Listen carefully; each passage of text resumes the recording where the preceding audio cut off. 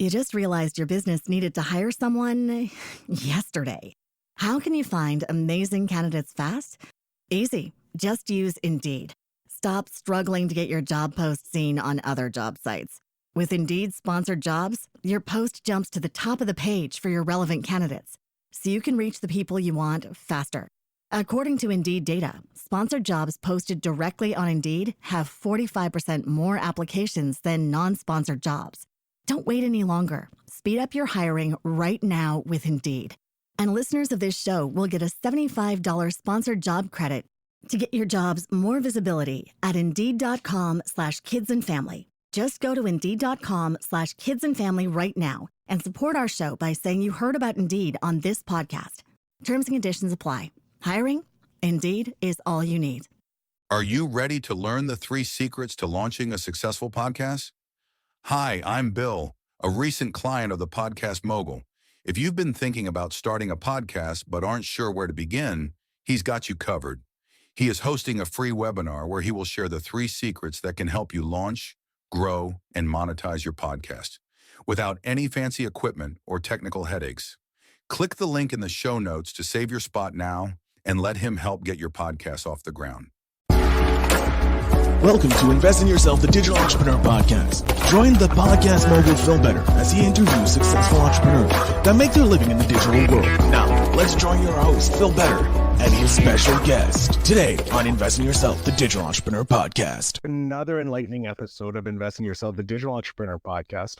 I am, of course, the host, Phil Better, the podcast mogul, and today we have an exceptional guest whose work has been quietly but profoundly transforming the lives of business owners across the world. Imagine running a successful business while having the freedom to spend quality time with your family and focus on what really, truly matters. Our guest has mastered this balance and is on a mission to help others do the same. With a career spanning over 13 years in the outsourcing industry, he hired his first VA, virtual assistant back in November of 2008, like it was nothing, and has had one every day since.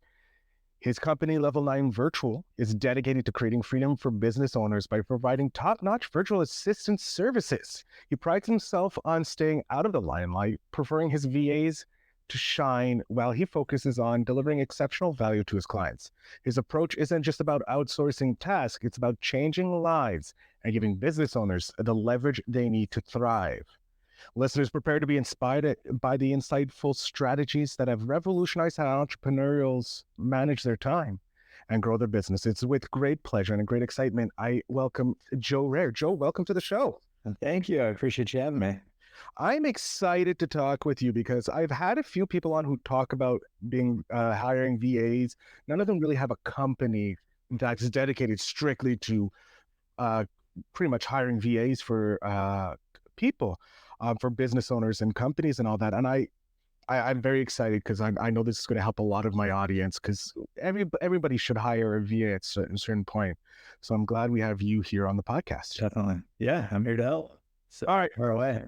So from my intro, we know you in November of 2008, you hired your first VA. Now, was that your first introduction into the entrepreneurial world, or had you started a business beforehand? No, I'd already owned a business. So I started by launching a door-to-door sales business. So very, very different. It was very much, kind of belly-to-belly sales. We had a lot of staff internal. I grew up from 2 to 40 employees, I think, in about 24, 27 months, and then sold the company. And so it was pretty early on. I think I was only 22 years old when I sold the business, and that was my first business that I actually launched. And so kind of a minor home run. It was kind of an in the park home run. It wasn't the greatest sale, of course. I didn't know what I was doing, but nonetheless, I mean, it was really my first opportunity to exit and go do something else. And so that was pretty fun. What made you decide to start like a belly-to-belly, not a belly, a door-to-door, sorry, like belly-to-belly salesman? No. Yeah. Why did you want to do door-to-door? Like what inspired you to become that entrepreneur, like start that business in the first place? Well, the first thing that I was looking for was, to kind of go back, it was really all about building a business and trying to figure out how to get into business. I didn't know what I wanted to do. I didn't know what I didn't know. I also didn't have much experience. I didn't have any sales experience, and sales experience was going to be unbelievably important if I was going to build companies in the long haul. And my vision was always to own businesses, but sales was going to be the most important thing. So I actually was looking technically for a job in sales, and an opportunity opened up where I could actually take over and run an office and actually have my own business within kind of this ecosystem that was created. And so really what the relationship created was the opportunity for me to get the manufacturer to consign products that we then sold and then paid for, basically like net 30. And so that was kind of my entry into it. I was trying to learn sales. And so I had the opportunity. I went up to Seattle. I was raised in, Northern California, had lived all over, but I ended up dropping out of school to start this business. And I went to Seattle and I worked in the rain every single day, walking into businesses door to door, selling things that were literally in my hands physically, selling them to the people in the business and just saying, and it's basically like a trunk full of stuff. And it was pretty ghetto. And, there's nothing like being rejected to your face 100 times a day for months and months, 6 days a week. Like we work 6 days a week.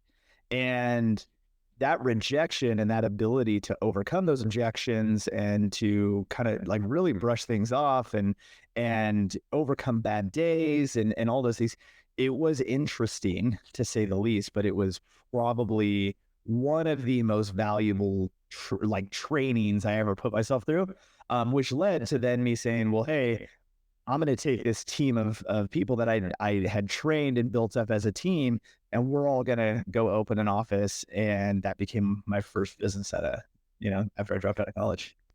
And then fast forward, you end up selling it to, and then now is Virtual 9 your second business, the second attempt, or was Virtual 9? Oh, no, this is way down that side. I figured it was but there was a lot between there. So I sold that company, took the proceeds, which were not as much as they should have been. I took those proceeds and I started investing in real estate. And so that was kind of the 04, 05 era. And I started investing and buying properties, and I kind of stumbled onto a way that I could create more leverage faster. And so we bought and we flipped these properties that were basically in construction. They were brand new properties. And what we would do is go into a development community where they were building whole neighborhoods, and we would put down a deposit on a property. And then by the time it was finished, we just put a sign in the yard and sold it before we even ever closed on it. And so we just continued to flip. And then I realized that none of these builders had any way to communicate with each other. So I could just do it with 4, 5, 6 different communities all at the exact same time. And the only cost to me was to put down the deposit on the house, which back then, it's essentially like 10%, right? So it could be, at the time it was like $3,000 per property, maybe. Or excuse me, it was 1%. So it was $3,000 per property was all I had to put down. So we were doing that over and over, and I realized like I could do it like 5 or 6 times at one time. And so then I took all the proceeds because, by the time the property was built, it had grown in value. And, I'd take that net and then I would roll it into the next deal. And then that took me into buying fix and flips and stuff like that. And then, of course, 2008 and 2009 happens, the market crashes, and I'm stuck with all of these properties that I had bought to fix and flip. And they were all in rehab at the exact same time. And I just watched the value of the properties decline. And so we were losing equity like crazy. So I did this huge fire sale and basically took all the money that I had made and lost all of it in real estate. And so that was an awesome time. But it taught you a lot because it taught you a lot because one, the real estate business is obviously a very different business than other entrepreneurial ventures. However, there's a lot of similarities. And that also taught you not to put all your eggs in one basket as well, I bet. Well, it was, just actually like running a business, right? If your intent is to build the business to exit, okay, that's one avenue. But if you do everything in your power just for that end capital gain at the end of it, you're going to miss all the benefit on the inside. And there's tons of cash flow benefit on the inside. There's lots of tax benefits. Same thing with real estate. I was young and I was watching kind of this like hot and heavy market, and everybody was kind of doing the same thing. People were fix and flipping and what I wasn't doing was building wealth. I was basically, I was a transactional guy, right? I was doing sales. And that's really all it was these transactional sales where I would go in and I would buy a property, then I would flip it. And then, but there was no, like, I wasn't building anything. All I was doing was transacting things. And so later, when it's like you lose everything, you go, how could I have done that different? And I should have invested for cash flow. I should have invested for the long-term wealth. Like, you know, if you look at people who are very wealthy, they don't really sell their assets. They hold on to things. You know, the only thing that they would do is they would move their wealth from one asset to a bigger one. And so I looked at it and went, man, I just did it wrong. I just did it wrong. So then the next time when I had the opportunity to go invest in real estate, and now we do it a lot, that it became, okay, this is a cash flow investment. I'm not looking for that quick, you know, burst of cash, because I have businesses that do that. So now we're building wealth for the long haul. It's for my kids. I like that. I like how you took the loss, the big L, if you will, because it is an L. And then turned it into a W, because you're like, okay, I learned from this. I still want to be in this game. I realize that it's long-term, not short-term. Businesses are short-term. Real estate is long-term, which is great.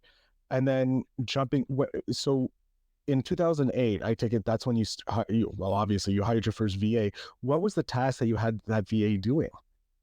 Well, I just got my ass kicked in real estate. And so I said, all right, it's time to do something else.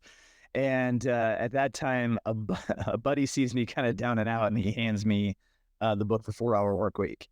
And it was really like I doing real estate. It's like, yeah, you use the internet back in, 08, but I wasn't like in it. Like my business wasn't online. And I really took that and realized, okay, this is the future, right? It's building online companies. And so I sat down, or actually I did something a little different. So I read the book cover to cover, went, okay, this is fascinating. I'm gonna do this. I'm gonna build one of these. And so then I said, but I'm not gonna do it where I was living in Northern California. I'm gonna move to the beach. And so I decided to take the last of my money, move to San Diego, and at my kitchen table every single day, I built a business page by page out of the 4-Hour Workweek. And so I built an e-commerce business. The first set of tasks that my VA was doing was research. It was admin tasks. It was helping me with little website edits. It was all these little things that I had to do to launch this business. The VA was doing all of that. And it took me, I think, 14 VAs to find the right one. It was awful. And I'm like, this doesn't work. Like, I can't even hire anybody. And it was like, one thing after another. And it was different countries, and I was trying kind of everything. And so that was kind of my introduction, and how I got started using virtual assistants was due to, the 4-Hour Workweek mentions hire a virtual assistant. And I was like, all right, well, shit, that's in the book, and I'm going to do this by the book. So I'm going to do it. And then, so, I hired my first, and I mean, I've had a team working with me literally every day since November of 2008. I wish I could find the time. Like, I wish I can, and I know I have it somewhere. There's an email somewhere where I purchased, and, my first virtual assistant service. I want to find a one day of the week that, what day of the month that was, because that would be pretty cool to have. Yeah, that would be insane to still have that, but still knowing that it's around November, is even better. And it took you 14 or 18 virtual assistants? 14. Yeah, I hired 14 different ones to find somebody who fit probably my personality, like how I work. I was, the first 4 or 5 were all from like a company. Mm-hmm. And that company was kind of a pain in the ass, because it's like, hey, this is your VA. But then really what they were doing, that was my point of contact. And then he was farming it to people behind him. And then they were all doing it, but then it would come back to me, and I'm like, why is this different than the last time? And it just wasn't really working the way that I thought it should have. And so I decided, I'm like, okay, that doesn't work. And so then I started trying to hire direct. And this is, the days before Upwork and all that stuff. So it was a lot more challenging, but yeah, 14 of them. But at least finally you persevered, you got it to work, you got your e-commerce building up. Yeah. Boom, boom. Now we're at level 9. And no, not even close. I didn't even I still haven't gotten to level 9 yet. I had this e-commerce business. This thing's going great. I'm crushing it. I'm living this free life. I'm hanging out in Costa Rica with friends. I'm surfing every day.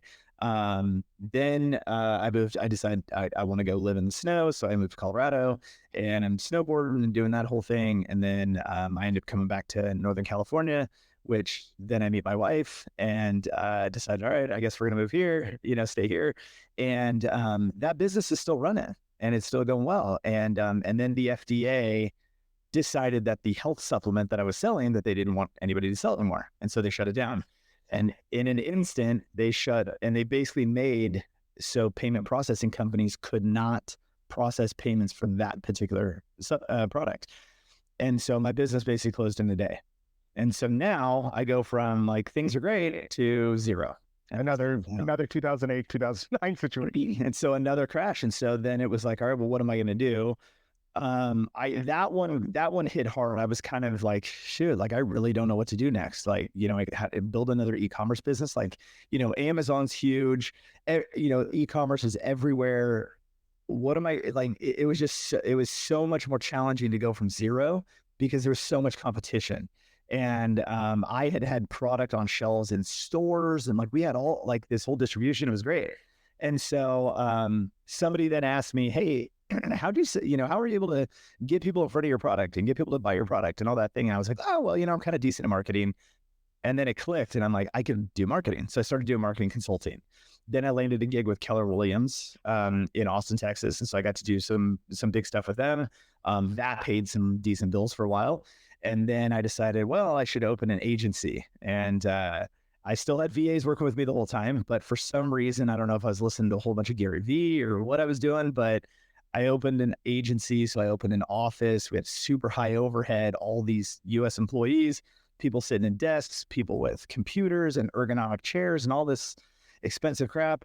And so then that business is going pretty decent for a couple of years until we lost the two biggest clients we had, which was about 40% of all of the revenue of the company in two clients, which is never a good thing. Lost both of them in about a 2.5 week period of time. So definitely not good. And so then that caused this long trickle down effect of the business going under. And I ended up closing down the business, got rid of all the employees. And I'm like, what am I doing with a whole bunch of employees, but I'm the outsource guy? Like, I still had like 18 VAs, but we also had 27 people in the US sitting in chairs. And so that was a bad, an unfortunate situation. And so closed that business down, started from zero again with I had one client that I kept. And that was, then I basically relaunched a marketing agency, but I picked one niche, one service, and just did that. And it was the wedding industry. And so I worked directly with wedding venues and an agency. I still own the agency today. It still has hundreds of clients. And that was the thing that really catapulted my model and how we created leverage. And so I went from one client paying me like $2,000 a month to $109,000 a month in 4 months. And so and it was with like basically like one VA prospecting and then a team of 3 that were all fulfillment. And that was the entire business. And we ran that. And then I went, hold on, I could do the same thing with Level 9 Virtual. And so in the midst of all that, I kind of started offering VA services to clients as a way to make extra money and support them. So that's how Level 9 actually started. It was kind of like just a side thing. Yeah, it was a side thing. It's like, hey, I know how to get VAs. People keep asking me for VAs. Let me just help them. And then they'll just pay me a little bit. And then I realized that after we really blew up the agency, I was like, I could do this with the VA company. And then that one eclipsed everything else I was doing. So long story longer. A long story longer, but it's great because it shows that entrepreneurial, you can have a home run like you did with your first hit, right? Your first venture right off the gate, huge explosion. You made money.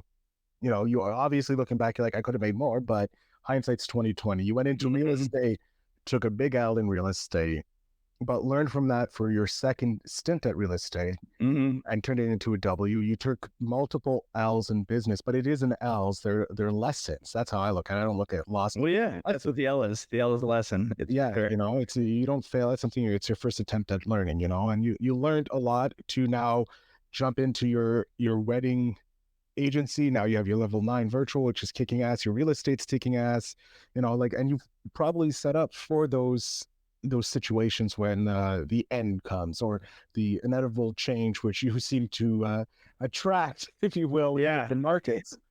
I definitely used to. Yeah, now it doesn't seem to, because everybody's looking for those VAs.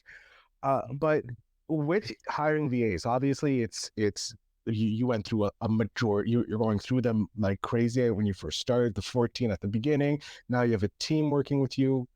What is the best quality, if you will, or what are the major qualities we should look for in a VA? Well, I think it depends what you need. So I actually just did an outsourced mastery coaching session with a bunch of clients and so forth. And one of the areas we were really focusing on is understanding who you're trying to attract and what you're trying to attract them for. The challenge that most people end up having when they outsource is that they don't have a clear path to keep that person working with them for the long haul. Most of the time when somebody thinks virtual assistant, this is just something that people do naturally, they anticipate lower skill. There's going to be the language barrier, which is going to be a little bit of an issue if you're outsourcing overseas. The language barrier is going to be a little bit of a challenge, which automatically brings people down slightly and things like, okay, it's a little lower skill level. Because they're also going to be paying less than you would pay somebody local. That also, in your mind, will say, oh, this is lower skill. But like on my team, like my lead developer is a college professor. Like I'm a college dropout. He's a professor. And he's been with me for, 6-7 years. He's been with me for a long time. But what I had when I went to hire him was, instead of doing what everybody else does, which is they make the hiring process transactional, right? So they make it so that, oh, I'm hiring this person because I got a bunch of stuff that needs to get done. And then, this and that. And then when I grow, then I'll do something different. And I'm like, why would you do something different? If you bring somebody into your business and you give them a career path to where they know that they have upward mobility, they know that the company's going in this direction and I get to be a part of it, they'll stay with you forever. The challenge is most people are hiring virtual assistants using transactional methods. They don't sit down in the very beginning, bring somebody in and say, okay, great. What are your career goals in a year? Where do you see yourself in 5 years? Well, here's what we want to do in this company, and we would love to have you to be a part of it. Nobody sits down and does that with a virtual assistant because it's too transactional. It feels temporary. My method is different. I bring every single person in, and I assume that not only are they going to work with me for the next decade or 20 years, but they're also going to bring their family. And what's fascinating is that we have people, I think there's a guy, someone on our team, he has 8 family members who work in our company. And so it's like, so if you imagine the impact that you can create in that, but not only that, do you think that if there's 8 of them, you think that they're considering this to be transactional? No, they put their livelihood inside my business. Like, they believe in what we're doing so much that they keep bringing more and more of their family to be involved. And that is a really good sign that what you're doing is right. So I would say, instead of, well, what are the quality things that you're looking for? The same things you look for anywhere else, right? It's going to be, as somebody's, what's their mentality like, right? How's their, are they, do they have good integrity? Are they hardworking? Are they a quick learner? Do they have a great skill set for what you need? All of those kind of basic things. But then the easier thing is don't look at it as a transactional thing and invest in them in the beginning. Because if you invest in the beginning, you barely have to invest in the long run, because they will cycle that over and over. Our team, we train them once and then they train everybody else. And so, like, my investment in the very beginning to build a few people has turned into thousands. And all I did is I just trained a few people. And then that built this organization. I love that. And it's that compounding effect in an investment. Like Warren Buffett talks about it, all the greats talk about it. You're talking about it in an actual, like, if you invest in a person, look, you invested in one person, you brought 8 of his family members or 8 of their family members to your organization, which one makes it a lot easier for you to hire them, because you're like, hey, if they're putting their family into this, they're putting their reputation on the line, their family's going to live up to it, because honor and family is so important of their communities out there in those places. And heck, you're changing generations. Like, your legacy your legacy is changing generations, because not only are you helping those 8 people in that family, you're creating a steady income where they can invest in themselves to go to the next stage, because they have a career, they have a company that could be around for the next 20, 30, 40 years. Absolutely. Yeah, there's no reason that we couldn't. And speaking of the future of your company, I would love to know, where do you see Virtual 9 in like 10 years? But where do you see Joe Rare? Like, where is Joe Rare in 10 years? I mean, Level 9 Virtual is we morph. So it's funny, Level 9 Virtual has pivoted over and over as the market has changed. Right now, the competitive landscape in the outsourcing and in that world is really, really high, and it's growing. And so we do a few things to combat that. We continue to innovate. We continue to do things different. When we watch competition kind of doing exactly what we've been doing for the past decade, we just turn and do something a little more innovative and improve and do things, different, so that we create more value. The company is going to continue to grow. The company is going to continue to hire people in the Philippines and South America. Our mission is to create an impact into the lives of many. And that's both on the client side, where we help businesses by creating leverage, creating freedom, giving them the opportunity to buy back their time, as Dan Martell's book says. But then also the impact into the lives of all of the virtual assistants we employ. And, when you can hire one and impact 10, right, it's pretty powerful. And so every single thing that we do has such a magnitude of impact that it's almost unfathomable. So the company's going to continue to do what we do. I am just going to continue to step back and put more people in more roles that are executive level. There's the cool part is that I don't actually have to operate the company, right? The VAs do it. So that's kind of my claim to fame, is that all of my companies are run by virtual assistants, which seems, radical.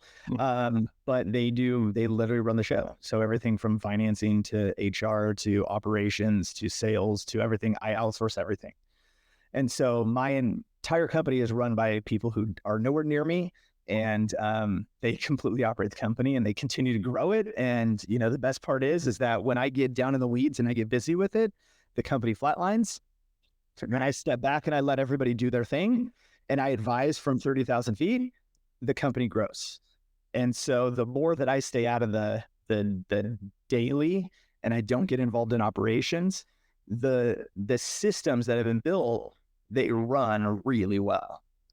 And so I'll just continue to invest in real estate. I'll continue to run these, companies from a distance, and that's it. I love that. Just to enjoy the freedom that having companies that pretty much walk and talk do by themselves. With all this free time, obviously, you now have this exponential chance to invest in yourself and take yourself to the next level. What are the things that you do to help invest in yourself, to upgrade your skills, to become the best version of yourself? Most of it's around being a father, actually. I'm always going to be interested in business and read and learn and continue to improve and take courses. I do all that stuff. I probably spend I do spend an obnoxious amount of money on training and courses and, and all that stuff. But most importantly is how can I be a better husband? How can I be a better dad? How can I, instead of focusing on how do I make Joe better, how do I make myself better for them? And that's where more of the attention is. And so every day when I, write in a journal, and it's I'm always focused on well, who am I to them? What do they see? What do they get to experience? One of the things that I'm most proud of is that I never miss anything. I am at every game, I'm at every, event at school or whatever they're doing. I don't miss a single thing. And that is the greatest thing, because I would never want to. And I want them to remember, Dad's always here. Behind that door, there's 2 little girls in there, and they know that if they needed something, they could walk in the door. They'd interrupt your podcast, and but that's the deal. So that's the kind of that's who I want to be. It's all about who I want to be for them more than anything else. I love that.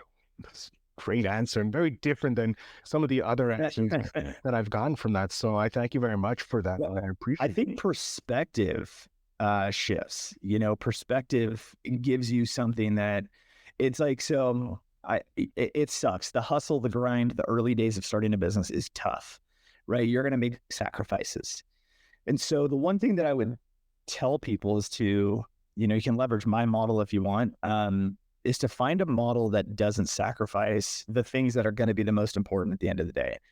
There's never been an old man laying in a hospital bed about to die who looked back and goes, man, I wish I would have put in more hours. I wish I would have worked, you know, that business a little harder, or I wish I would have started something. They're never going to say that. They're going to say, I wish I had one more minute with my family, right? I wish I could have been there for one more thing for my kids. That's all they care about. So when you're building anything, I think always put it in perspective that at the end of the day, nobody's going to give a crap about your business. Like, that will not be the thing that anybody remembers. They're only going to remember whether you were there. And so if you're not there, that business ain't worth it. Heavy. I love it because it really does testament to the investing in yourself so it can be the best version of yourself for the people that you care about. Speaking of that, I have your 10-year-old self here. And I would love to know what advice you would love to hand back to your 10-year-old self. Most things won't matter. Like, everything that you're frustrated about right now, everything is so tough. So a really good way to probably phrase this to a child would be, okay, I know you're upset. Calm down. In 2 days, you'll forget this moment even existed.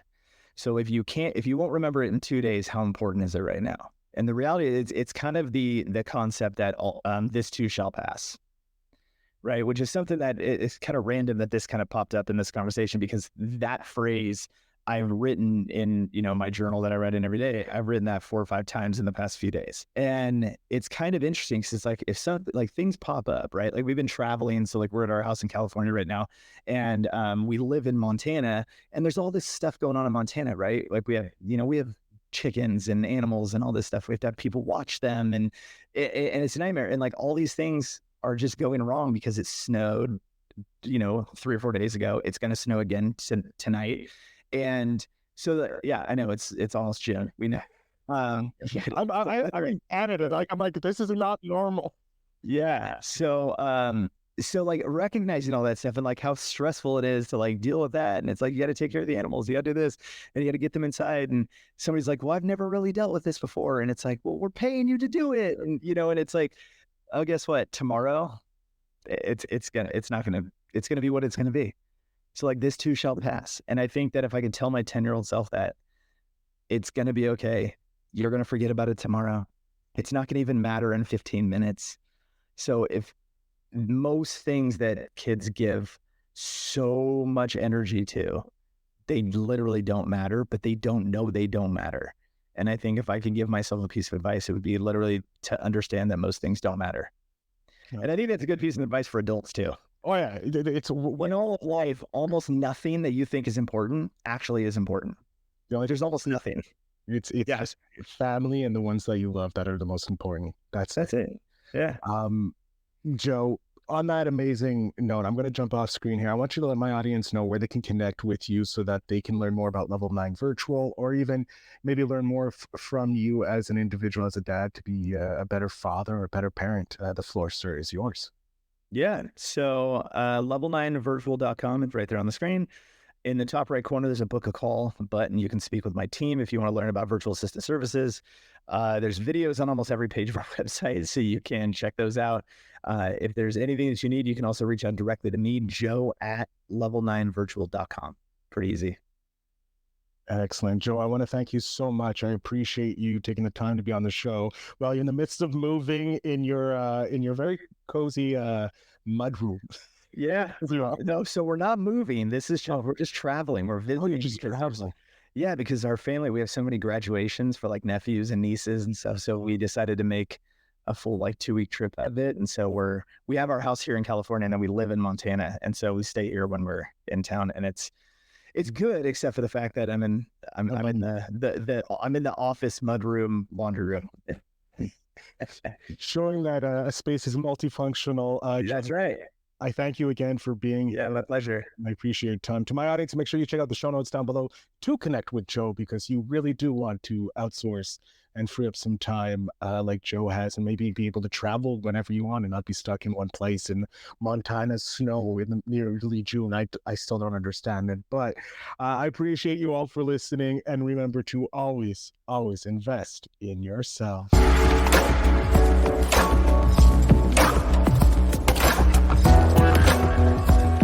Thanks for tuning in. Now it's time to take the next step. When you're ready to dive deeper into how to launch, grow, and monetize your podcast, Phil's got something special for you. Join him for a free webinar where he'll reveal the 3 secrets that have helped countless entrepreneurs succeed in podcasting. Click the link in the show notes to save your spot, and let's turn your podcasting dreams into reality.